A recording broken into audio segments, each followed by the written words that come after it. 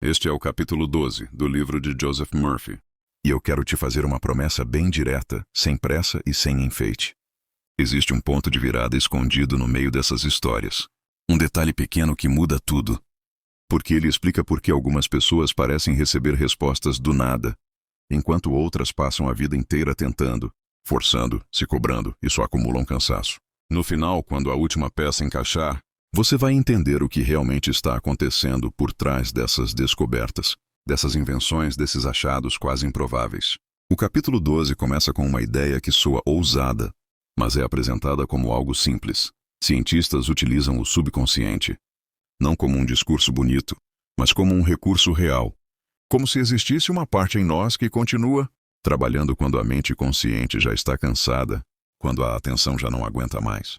Uma parte que não discute, não faz barulho, não fica se defendendo, apenas opera. E a tese que o capítulo sustenta é esta: quando a mente consciente relaxa, o subconsciente continua silenciosamente, organizando informações, cruzando lembranças, juntando pistas, criando conexões que a gente não consegue fazer no esforço direto. E de repente a resposta surge como uma visita inesperada. Não porque caiu do céu, mas porque estava sendo construída por dentro enquanto você não estava olhando. O capítulo vai te conduzindo para dentro desse mecanismo com histórias, não para te impressionar com nomes, mas para te convencer de uma coisa: isso não acontece por acaso. Existe um padrão, existe um jeito de pedir, um jeito de soltar e um jeito de receber. E é aqui que a narrativa começa a te levar pela mão, como quem diz: calma, daqui a pouco você vai entender por que isso funciona. O texto segue mostrando que, para algumas pessoas, inventar e descobrir não é só uma questão de empilhar raciocínio. É como se elas tivessem aprendido a plantar uma pergunta e deixar essa pergunta amadurecer por dentro. O capítulo insiste numa diferença crucial. A mente consciente, quando está ansiosa, vira um tribunal. Ela se senta e começa a julgar tudo. Isso é impossível. Isso é grande demais. Não vai dar tempo. Não tenho capacidade. Ninguém conseguiu. E sem perceber, ela manda para dentro uma ordem silenciosa. Não resolva. O subconsciente, do jeito que o autor descreve, é obediente. Ele não debate. Ele não ironiza. Ele recebe a impressão dominante e trabalha em cima dela. Se a impressão dominante é derrota, ele se move na direção da derrota. Se a impressão dominante é confiança, ele começa a construir caminhos em direção à solução. E aqui o capítulo toca numa coisa muito humana. Não é que as pessoas que descobrem coisas incríveis nunca duvidam. É que elas não deixam a dúvida virar o comando principal. Existe um tipo de confiança que o texto tenta te ensinar, sem dar a sensação de lição. Uma confiança que não é barulhenta. Ela não precisa provar nada para ninguém. Ela apenas mantém uma certeza interior. Isso tem resposta. E essa certeza, diz o capítulo, cria um espaço. É como abrir uma janela num quarto abafado. A resposta não é forçada. Ela entra. Você começa a perceber que o capítulo não está falando de magia. Ele está falando de uma relação interna. A mente consciente escolhe, direciona, define. O subconsciente executa por trás, conecta, reorganiza, prepara. E quando você fica tentando controlar cada detalhe com medo, você atrapalha esse trabalho silencioso. Daqui a pouco, o texto te mostra um exemplo em que a resposta vem não em palavras, mas em imagem. E isso muda a forma como você entende pensar. Em um dos momentos mais marcantes, o capítulo apresenta a ideia de que o subconsciente nem sempre fala o idioma das palavras. Às vezes, ele fala por imagens, por símbolos, por arranjos que aparecem como um desenho mental, como uma estrutura pronta. É como se a solução surgisse inteira, mas sem explicação. E, paradoxalmente, a pessoa entende antes de conseguir justificar. O texto descreve que isso costuma acontecer quando a mente consciente já tentou o suficiente e, por exaustão, solta o controle.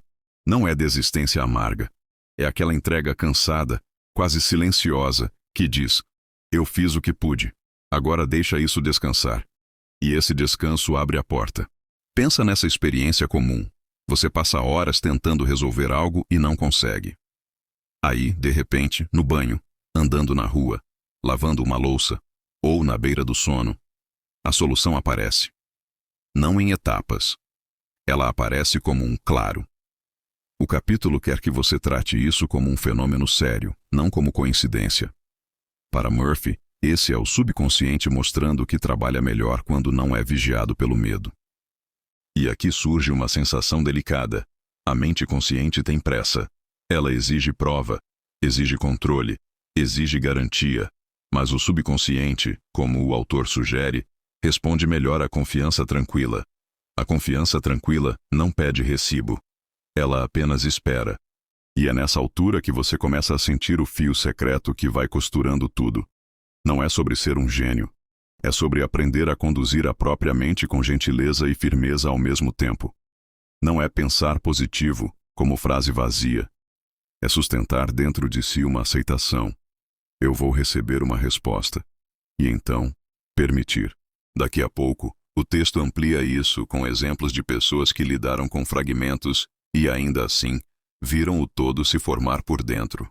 O capítulo entra então em histórias de reconstrução, de compreensão, de juntar pedaços soltos, como se o autor quisesse te provar que o subconsciente tem uma capacidade especial de organizar fragmentos. O exemplo aparece como uma cena. Alguém diante de material disperso, de dados incompletos, de algo que a mente consciente não consegue encaixar. A pessoa estuda, insiste, busca, e depois em algum momento solta. E nesse soltar, o encaixe acontece. O autor descreve o subconsciente como um lugar que guarda impressões.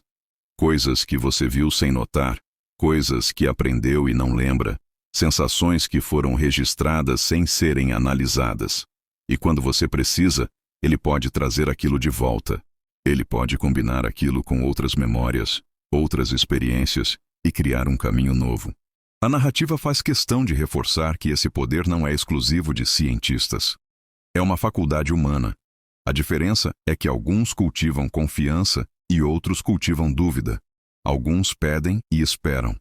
Outros pedem e imediatamente se desfazem do pedido com ansiedade, como se dissessem, quero, mas não acredito. E aqui o capítulo começa a ficar mais íntimo, quase como se estivesse conversando com você. O medo é uma forma de oração também. A preocupação é uma forma de repetição mental. E tudo que você repete vira impressão. Tudo que vira impressão, vira direção. Você não precisa fazer disso um ritual. O capítulo não pede teatro. Ele pede uma atitude. Uma atitude interna de afirmar o que você deseja como possível e deixar isso morar dentro de você sem ser esmagado por pressa. Daqui a pouco o texto toca num tema mais sensível, quando a vida exige solução, para mostrar que isso não é só inspiração bonita. É algo que pode operar sob pressão. Quando o capítulo entra na área da medicina e da urgência, a narrativa ganha peso. Parece que Joseph Murphy quer te dizer: eu não estou falando de coisas leves apenas. Estou falando de momentos em que a resposta precisa vir. Ele descreve um médico diante de um problema sério, uma situação que exigia clareza. E ainda assim, o caminho não apareceu apenas pela força do raciocínio consciente. Ele apareceu como uma iluminação após um período de busca e depois de descanso. Aqui o autor reforça algo que volta o tempo todo. O subconsciente responde ao tom dominante da mente.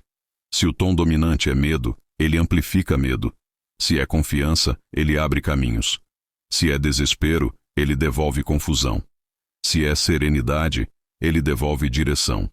E você começa a entender que o capítulo quer te conduzir para um tipo de disciplina que não é dura por fora, mas é firme por dentro. É aprender a não alimentar a ansiedade como se ela fosse útil. Porque a ansiedade dá a sensação de movimento, mas muitas vezes ela só gira no lugar. Ela repete o problema. E repetir o problema é como plantar o problema. O capítulo, do jeito que foi escrito, insiste numa ética mental. Você não engana o subconsciente. Você o imprime, você o marca, e ele devolve aquilo como forma de experiência, ideia, impulso ou circunstância. Daqui a pouco, essa lógica vai aparecer numa história extrema, onde a mente se agarra a uma imagem interna para sobreviver. E é aí que o leitor sente. Isso não é só teoria, é uma força íntima. Uma das histórias mais fortes do capítulo 12 fala de um cientista e físico que teria escapado de um campo de concentração russo. E a forma como o autor conta isso não é para criar espetáculo. É para mostrar o que acontece quando alguém por dentro decide com firmeza: eu vou sair daqui. Não como bravata, mas como um compromisso interno repetido, sustentado. O texto descreve uma prática de imaginar com insistência, de construir uma cena mental com detalhes, como se a mente estivesse preparando o terreno. E é nesse ponto que Murphy sugere uma ideia que retorna como um refrão. O subconsciente aceita a imagem repetida e começa a trabalhar a favor dela. Ele muda a percepção, ele muda comportamento, ele cria impulso, ele faz você ver portas onde antes só havia parede. Existe algo muito humano nessa passagem. Não é que a imaginação faça o mundo se dobrar por mágica. É que a imaginação, quando é forte e persistente, faz a pessoa agir de outro modo, notar oportunidades, arriscar, resistir, continuar. A imagem interna vira direção externa. E o capítulo insiste que, quando você sustenta uma visão, sem se deixar derrotar por medo, você cria um tipo de força interna que não se quebra fácil. É como uma linha reta no meio de uma tempestade. E aqui, discretamente, começa a se revelar o ponto de virada que eu prometi no começo. A diferença não está em merecer ou não merecer. Está em qual impressão você deixa dominar. Qual cena mental você repete. Qual verdade interna você aceita. Daqui a pouco, o texto muda novamente para exemplos de reconstrução e descoberta, como se quisesse mostrar que o mesmo princípio opera em diferentes campos. O capítulo então se move para outro tipo de mente, a mente que reconstitui o passado. Ele cita o trabalho de arqueólogos e paleontólogos, pessoas que lidam com sinais mínimos, vestígios quase invisíveis. E o autor usa isso como metáfora viva. O subconsciente pode reunir aquilo que a mente consciente enxerga como peças soltas e, de repente, formar um todo. É como se existisse em nós uma capacidade de perceber padrões sem precisar de uma explicação imediata. Você olha e algo faz sentido. Você ainda não sabe justificar, mas você sabe. E isso, para Murphy, é o subconsciente abrindo uma porta. O texto também sugere que o subconsciente não está preso ao tempo e ao espaço como nós pensamos, e dá para sentir que ele não está tentando te colocar num mundo estranho. Ele está tentando te fazer aceitar que existem conexões internas mais rápidas do que a lógica linear. Conexões que surgem como intuição, como insight, como aquela certeza que aparece com simplicidade. E quando ele fala disso, a sensação é quase de alívio. Você não precisa controlar cada passo. Você não precisa forçar o encaixe de tudo. Você precisa ter intenção clara e permitir que a resposta venha do jeito dela. Há um ponto delicado aqui. Permitir não é passividade, é cooperação. Você faz sua parte com sinceridade e depois confia. O capítulo se move como se estivesse te ensinando a não esmagar a semente antes dela brotar. Daqui a pouco, o texto desce ainda mais para a vida comum. Ele sai do mundo das descobertas e entra no mundo da orientação diária, como se dissesse: agora vamos trazer isso para dentro da sua rotina. Em determinado momento, o capítulo troca de cenário e você percebe.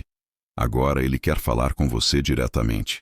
Ele começa a tratar de orientação, como se a grande pergunta não fosse apenas como descobrir uma invenção, mas como ser guiado quando eu não sei o que fazer.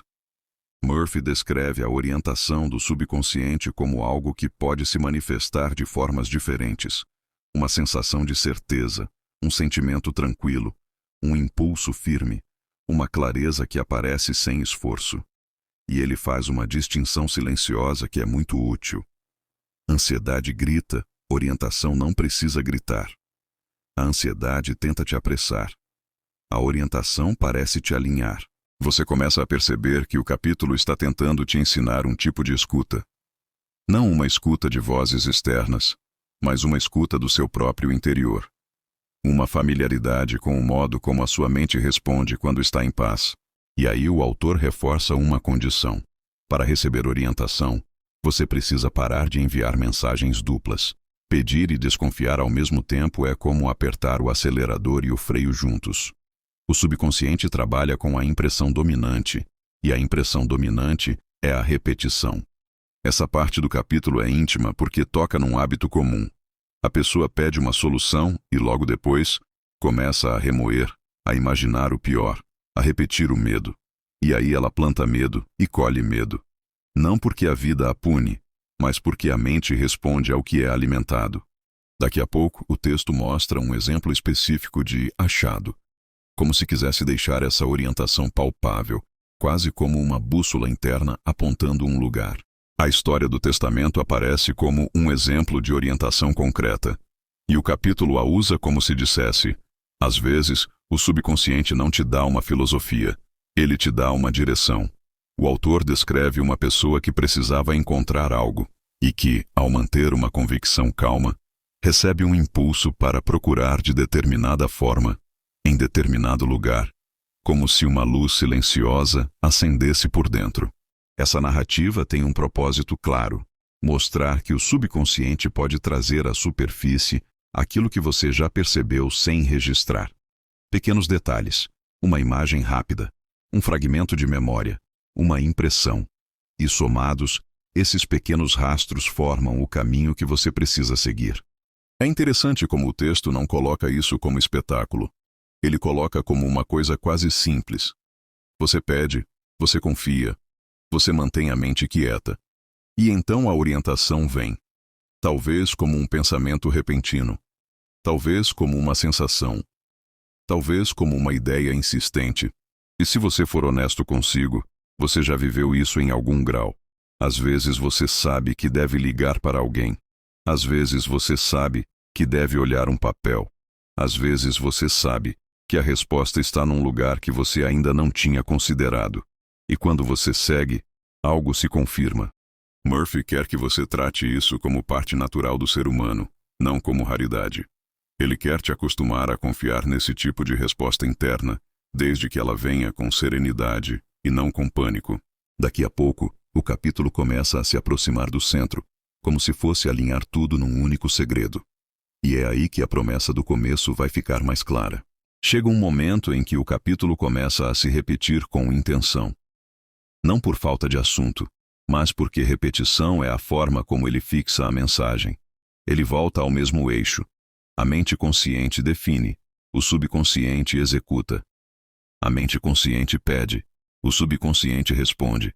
A mente consciente precisa aprender a não estragar o pedido com medo. E então surge a sensação de que o autor está preparando a síntese. Ele não quer que você admire histórias. Ele quer que você compreenda o mecanismo por trás delas. Ele quer que você perceba que o subconsciente é como um solo fértil. Ele recebe sementes. E o tipo de semente que você planta é determinado pelo que você aceita internamente como verdade. Murphy insiste que o subconsciente é receptivo. Ele não escolhe por você. Ele não decide o que você deve desejar. Ele apenas trabalha com aquilo que recebe como ordem. E essa ordem, muitas vezes, não é falada. Ela é sentida. E talvez aqui esteja um dos pontos mais íntimos do capítulo. Você pode dizer com a boca, vai dar certo. Mas se por dentro você estiver repetindo, não vai dar. O que vai entrar como impressão não é a frase bonita. É o medo. O subconsciente, diz o autor, entende o tom interno, não o teatro externo. E é por isso que o segredo não é uma técnica complicada. O segredo é uma postura. É a capacidade de sustentar uma ideia com calma suficiente para que ela crie raízes. Daqui a pouco esse segredo aparece com nome. E quando ele aparecer, você vai entender por que o capítulo inteiro foi construído desse jeito. Quando o texto finalmente chama de o segredo da orientação, ele não entrega algo grandioso como se fosse uma fórmula mágica. Ele entrega algo quase desarmante. A orientação surge quando você combina um pedido claro com uma mente que não se sabota. E isso significa basicamente parar de alimentar a imagem do fracasso. O autor descreve como se fosse um diálogo interno. Você formula o que precisa, você entrega isso ao seu interior, e então você espera com confiança. Não é uma espera tensa. É uma espera que já carrega a sensação de resposta. Como se você dissesse, isso já está a caminho. E aí o capítulo volta à metáfora da semente. Se você planta e desenterra a semente todo dia para ver se cresceu, você não está ajudando. Você está interrompendo. O texto insiste que preocupação é uma forma de repetição que mata o processo. Porque preocupação repete o problema, e repetição do problema grava o problema. Esse é o ponto de virada que o capítulo tenta te dar como presente. A diferença entre quem recebe resposta e quem não recebe Muitas vezes, não é o tamanho do problema. É a forma como a pessoa se relaciona com o problema. Há quem ore pedindo solução e, em seguida, ore de novo, mas pedindo medo. Há quem peça e depois confie. E, quando você entende isso, as histórias anteriores mudam de sentido. Elas deixam de ser casos isolados. Elas viram variações do mesmo princípio. Foco, entrega, aceitação, resposta. Daqui a pouco, o capítulo fecha com uma recapitulação que parece simples, mas que foi construída para virar uma marca na sua memória. E eu vou te acompanhar até esse fechamento com a mesma calma, para que fique inteiro em você. O capítulo se aproxima do fim e faz aquilo que livros desse tipo costumam fazer. Ele grava o essencial. Ele diz que o subconsciente trabalha sem cessar. Ele absorve impressões. Ele responde ao que é aceito. Ele pode trazer soluções como insights, sonhos, intuições ou ideias repentinas. E, acima de tudo, ele obedece à impressão dominante, aquilo que se torna habitual dentro de você. Murphy insiste que pensamento não é brincadeira. Pensamento é semente. Pensamento repetido é plantio. E plantio constante vira colheita. E você começa a perceber que o livro todo não está tentando te dar um truque. Está tentando te dar uma direção de vida. Cuide do que você imprime na sua mente, porque isso decide a forma como você enxerga, escolhe, percebe e age. E aqui aparece um tom quase compassivo, como se o autor dissesse: eu sei que o medo é natural, mas não deixe o medo governar. Porque quando o medo governa, ele cria um mundo inteiro de sinais falsos, de urgência sem solução, de ruído. E esse ruído impede a orientação de ser ouvida. O capítulo também reforça algo que parece pequeno, mas é profundo. Você não precisa de esforço violento para receber uma resposta. Você precisa de sinceridade e quietude. Você precisa fazer sua parte e depois permitir. E agora, enquanto caminhamos para o encerramento, eu quero manter viva a promessa do começo. O capítulo inteiro foi uma preparação para te ensinar uma forma de viver em parceria com você mesmo. E esse tipo de parceria muda tudo. Existe um momento íntimo que o capítulo 12 provoca, mesmo sem dizer isso em voz alta. Ele te convida a olhar para trás e lembrar de ocasiões em que você já foi guiado. Talvez você não tenha chamado de subconsciente. Talvez você tenha dito: foi sorte, foi coincidência, eu tive um pressentimento. Mas o capítulo quer que você pare de tratar essas coisas como acidente e comece a tratá-las como linguagem. E quando você trata como linguagem, você começa a aprender a diferença entre duas vozes internas. Uma é inquieta, urgente, cheia de cenários ruins. Outra é simples, firme, quase silenciosa. Murphy descreve a orientação como essa segunda. E ele sugere que a orientação fica mais clara quando você deixa a mente consciente descansar. Não é uma vida sem trabalho. É uma vida com menos atrito interno. Você trabalha, sim. Você busca, sim. Você faz perguntas, sim. Mas depois você permite que uma parte mais profunda organize aquilo que você não consegue organizar sozinho. E talvez seja por isso que o capítulo escolhe falar tanto de cientistas e inventores. Porque esse é o símbolo máximo da mente humana. A mente que cria o que não existia. A mente que resolve o que parecia insolúvel. E Murphy está dizendo com todas as letras implícitas: você tem isso em você em algum grau, porque você também tem subconsciente. Quando você aceita essa ideia, uma sensação nova aparece. A vida fica menos apertada. Você não precisa carregar tudo no braço. Você pode distribuir o peso. E essa é uma forma de descanso que não é fuga. É inteligência. Daqui a pouco eu vou fechar esse capítulo como ele merece, com uma síntese emocional, calma, e com a ponte para o próximo passo da jornada. Se eu tivesse que resumir o capítulo 12 sem quebrar o clima dele, eu diria assim: existe uma parte de você que sabe mais do que você consegue explicar. Uma parte que trabalha quando você dorme. Uma parte que encontra caminhos quando você para de girar em círculos. E essa parte responde ao que você aceita como verdadeiro. O capítulo inteiro é um convite para trocar a luta interna por uma cooperação interna. Para trocar a ansiedade por confiança. Para trocar a repetição do problema pela aceitação da solução. E ele não diz isso como um moralismo vazio. Ele diz isso como um fato sobre como a mente grava e devolve. Você percebe que o livro, ao falar de cientistas, médicos, inventores, não está criando distância. Está criando proximidade. Está dizendo, olha, isso não é raro. Isso é humano. O que muda é a disciplina emocional. O que muda é o hábito de alimentar a ideia certa. E aqui a promessa inicial se completa. O ponto de virada não é receber um sinal extraordinário. O ponto de virada é aprender a não interromper o trabalho do subconsciente com medo. É aprender a fazer a pergunta e confiar no processo que vem depois. É aprender a plantar e permitir que cresça. E quando isso entra no corpo, não só na cabeça, você começa a notar algo. Decisões ficam mais claras. Caminhos ficam menos confusos. Você não vira perfeito, mas vira mais alinhado. Você não elimina o mundo, mas elimina parte do ruído dentro de você. Agora falta apenas o último passo, fechar e seguir adiante, porque a jornada do livro continua. E quando você continuar, você vai perceber que essa virada se aprofunda. E assim o capítulo 12 se fecha com um tom que é quase um sussurro firme. O subconsciente é um aliado, mas ele não funciona sob gritos. Ele funciona sob impressão. Ele funciona sob repetição. Ele funciona sob aceitação. E quanto mais você aprende a entregar a ele as suas perguntas com confiança, mais você percebe que existe dentro de você uma inteligência silenciosa, paciente, capaz de encontrar saídas onde a mente consciente só vê paredes. Não é sobre viver sem problemas. É sobre não viver escravo do problema. É sobre não se identificar com a falta de resposta. É sobre manter um espaço dentro de si onde a resposta pode nascer. E agora, a ponte está pronta. No capítulo 13, a próxima parte dessa caminhada continua, e vale a pena seguir imediatamente. Enquanto essa sensação ainda está viva, enquanto esse entendimento ainda está quente dentro de você. Se alguma frase deste capítulo tocou um lugar sensível, se alguma história acendeu uma lembrança sua, então não para agora. Continua para o próximo capítulo, porque o que vem adiante aprofunda essa mesma virada e torna tudo ainda mais claro, mais íntimo, mais aplicável à sua vida.